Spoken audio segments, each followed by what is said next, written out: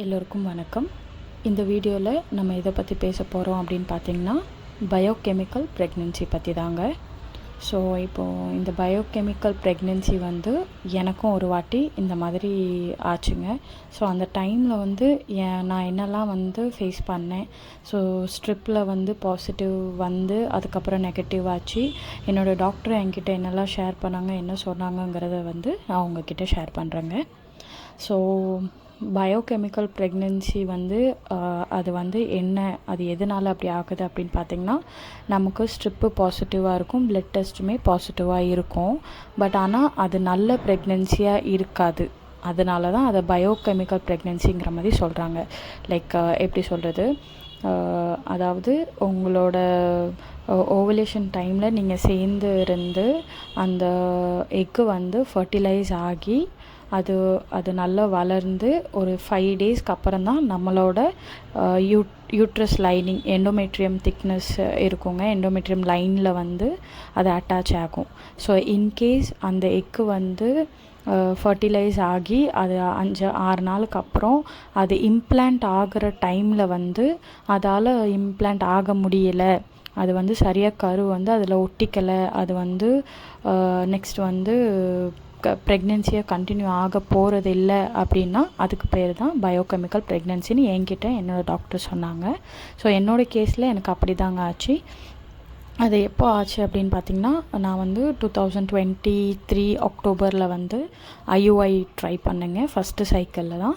So என்னோடய first சைக்கிளில் பார்த்திங்கன்னா, நான் வந்து நம்ம ஐயுஐ பண்ணோன்னா ரொம்ப திங்க் பண்ண ஆரம்பிப்போம் இல்லையா, எப்போ பாசிட்டிவ் வருமா வராதா அப்படின்ட்டு. ஸோ நிறைய இந்த மாதிரி வீடியோஸு இந்த மாதிரிலாம் பார்த்து எடுத்துகிட்டு ஸோ நான் 12th டேலேயே வந்து செக் பண்ண ஆரம்பித்தேங்க. எனக்கு ஐயுஐ பண்ணி 12th டே ஐயுஐ பண்ணி முடித்து அதுலேருந்து 12வது நாள்லேருந்தே நான் வந்து செக் பண்ண ஆரம்பித்தேன். ஸோ 12th டேயில் பார்த்திங்கன்னா எனக்கு உடனே வந்து ஒரு பிங்க் லைன் வரல. எனக்கு என்னென்னா, நான் வந்து மார்னிங் நான் ஒரு 9 மணி அந்த மாதிரி செக் பண்ணியிருப்பேன்னு நினைக்கிறேன். ஸோ அது வந்து நான் ஊற்றி பார்த்துட்டு அது அடுத்த ஒரு 5-10 மினிட்ஸில் எனக்கு அது பாசிட்டிவாக இல்லை அப்படின்னு தெரிஞ்சோன்னா அதை நான் வச்சுட்டேன் சைடில். ஸோ அதை நெகட்டிவாக தான் இருக்குது, இப்போ ஒன்றும் தெரியல அப்படின்னு சொல்லிட்டு சைடில் வச்சுட்டேன். நான் அடுத்து பார்த்திங்கன்னா ஒரு அரை மணி நேரம் 1 மணி நேரம் கழித்து போய் பார்க்கும்போது ஸோ அதில் பார்த்திங்கன்னா எனக்கு ரொம்ப லைட்டாக ஒரு பிங்க் லைன் தெரிஞ்சிச்சு.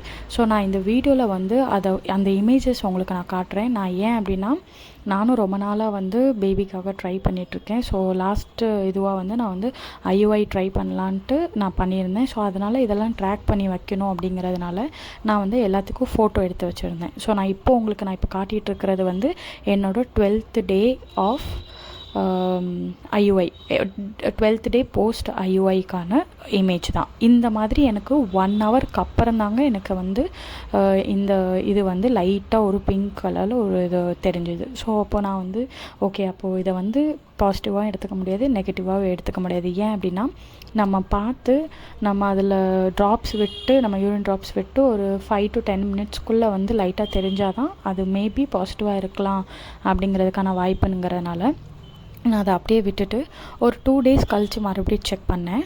2 டேஸ் கழித்து மறுபடியும் செக் பண்ணும்போது பார்த்தீங்க அப்படின்னா, எனக்கு வந்து அன்னைக்கை விட இன்றைக்கி கொஞ்சம் பரவாயில்லாமல் டார்க்காக வந்துச்சு. அண்ட் இது வந்து ஒரு 10 நிமிஷத்துலேயே வந்துடுச்சு. இந்த பிங்க் லைன் வந்து நான் ஊற்றி பார்த்து ஒரு 10 நிமிஷத்துலேயே வந்துடுச்சு. ஸோ அப்போது வந்து எனக்கு வந்து கொஞ்சம் ஹோப் வந்துடுச்சு. அதுக்கப்புறம் என்னால் சுத்தமாக இருக்க முடியல. நான் மத்தியானமும் வேறு ஒரு பிராண்டில் வந்து செக் பண்ணினேன்.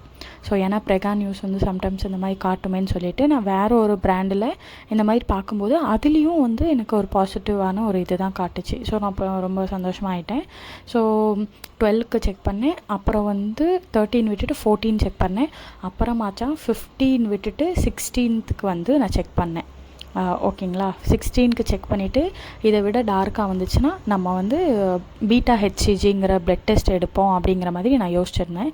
ஸோ நான் வந்து அதில் ஊற்றி பார்த்தேங்க. 16வது நாளும் நான் ஊற்றி பார்த்தேன். ஸோ எனக்கு வந்து பாசிட்டிவ் தாங்க வந்துச்சு. அதை விட டார்க்காக தான் வந்துச்சு. இது எல்லாத்தோட இமேஜஸ் வந்து நான் உங்களுக்கு இந்த வீடியோவில் வந்து நான் இப்போது ஷேர் பண்ணியிருக்கேன். அதை நீங்கள் ரெஃபர் பண்ணிக்கோங்க.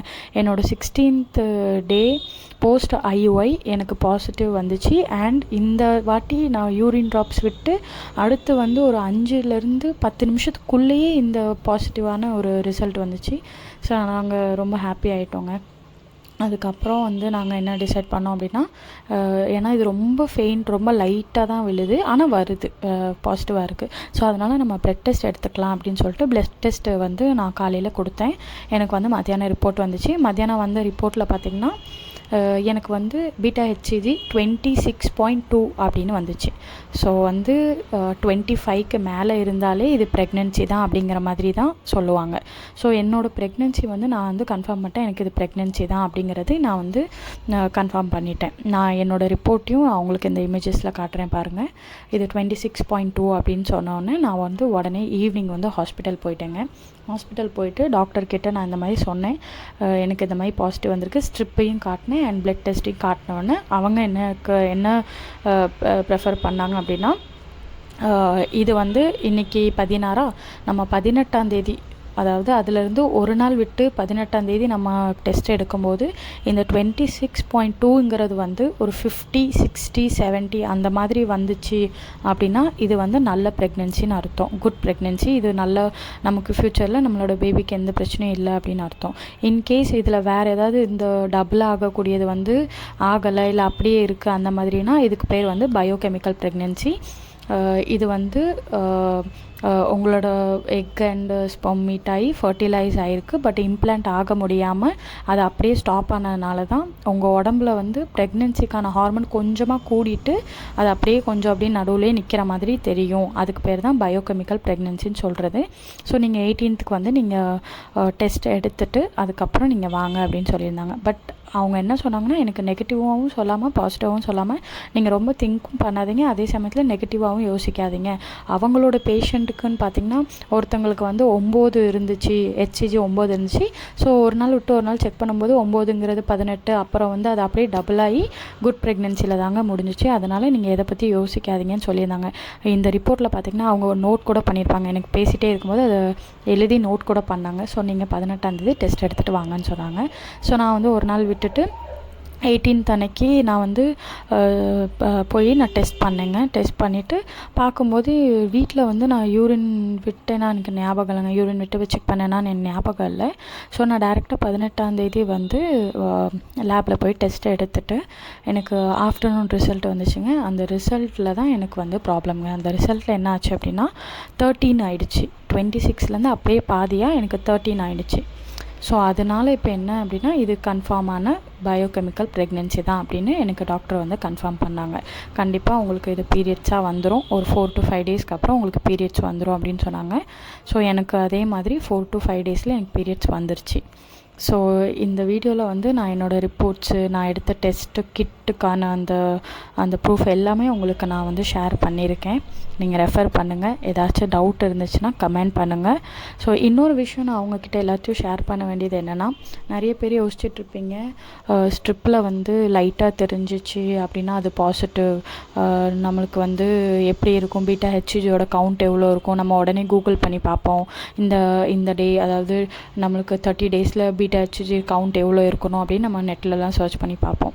ஸ்ட்ரிப்பில் வந்து ஆனால் நெட்டில் பார்த்திங்கன்னா என்ன போட்டிருப்பாங்கன்னா 100க்கு மேலே உங்களோட ஹெச்சிஜி கவுண்ட் இருந்தால் தான் உங்களுக்கு பாசிட்டிவ் வரும் அப்படிங்கிற இது வந்து சொல்லியிருப்பாங்க. பட் அப்படிலாம் இல்லை. என்னை பொறுத்த வரைக்கும் இந்த ப்ரூஃபோடு நான் உங்களுக்கு காட்டியிருக்கேன். உங்கள் உடம்புல ஒரு 20க்கு மேலே இருந்தாலே கண்டிப்பாக லைட்டாக ஒரு பிங்க் லைன் தெரியும். இப்போ என் உடம்புல 26.2 இருக்கும்போதே எனக்கு நல்லாவே ஒரு பிங்க் லைன் தெரிஞ்சிருக்குங்க. ஸோ இதில் வச்சே நீங்கள் வந்து திங்க் பண்ணிக்கோங்க.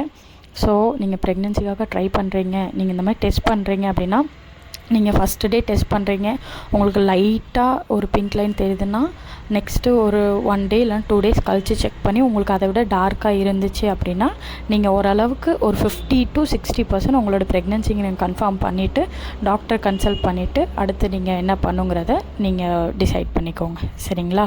ஸோ இந்த வீடியோ வந்து உங்களுக்கு ஹெல்ப்ஃபுல்லாக இருந்திருக்கும்னு நினைக்கிறேன். ஸோ இந்த மாதிரி நான் நிறைய விஷயங்கள் வச்சுருக்கேன், கண்டிப்பாக உங்ககிட்ட எல்லாத்தையும் ஷேர் பண்ணுவேன். ஸோ இந்த வீடியோ உங்களுக்கு பிடிச்சிருந்துச்சு அப்படின்னா லைக் பண்ணுங்கள், ஷேர் பண்ணுங்கள், கமெண்ட் பண்ணுங்கள். தேங்க்யூ.